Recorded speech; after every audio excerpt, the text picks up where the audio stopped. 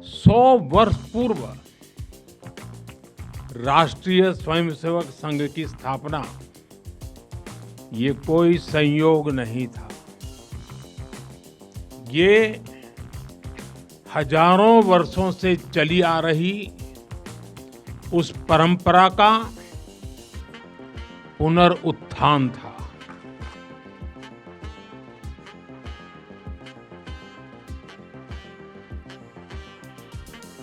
आइए, भारत का यही आत्मस्वरूप आज की देशकाल परिस्थिति से सुसंगत शैली में फिर से विश्व में खड़ी करनी है। Hi everyone, this is Aastha Pandey. Welcome to आपकी खबर राजनीति। आज हम बात करेंगे उस हिस्टोरिक मूवमेंट की जिसका इंतजार पूरे देश को था। राष्ट्रीय स्वयंसेवक संघ यानी आरएसएस का शताब्दी समारोह, जो इस ईयर विजयादशमी सैक्रेड ओकेजन पर नागपुर में बड़े धूमधाम से मनाया गया। ये सिर्फ एक उत्सव नहीं था, rather the 100-year journey of RSS. RSS के thoughts was a symbol of service and dedication to the nation. इस भव्य सेरेमनी में प्रेजेंट थे देश के former president Ramnath Kovind, RSS chief doctor Mohan Bhagwat, Maharashtra के सीएम देवेंद्र फडणवीस और केंद्रीय मंत्री नितिन गडकरी। वहीं इस सेरेमनी पर तिब्बत के स्पिरिचुअल गुरु दलाई लामा ने भी एक स्पेशल मैसेज भेजा, जिसमें उन्होंने आरएसएस को शताब्दी की शुभकामनाएं दी। Today's Vijayadashami celebration is a symbol of the RSS centenary.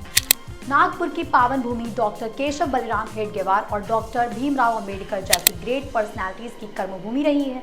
उन्होंने आरएसएस को एक पवित्र और विशाल वटवृक्ष की संज्ञा दी, which binds society together और instills pride and self confidence in Indians।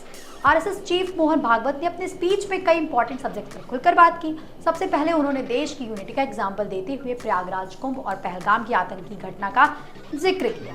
उन्होंने बताया कि जहां एक ओर कुंभ में फेथ एंड यूनिटी की लहर देखने को मिली, वहीं दूसरी ओर धार्मिक आधार पर निर्दोषों की हत्या जैसी घटनाएं भी हुई।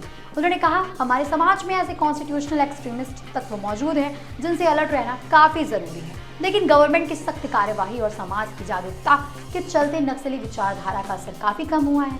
भागवत ने यह भी बताया कि देश के भीतर justice, development, goodwill and compassion के साथ एक व्यापक कार्य योजना की जरूरत है। मोहन भागवत ने अमेरिका के टैरिफ पॉलिसी पर भी कमेंट किया।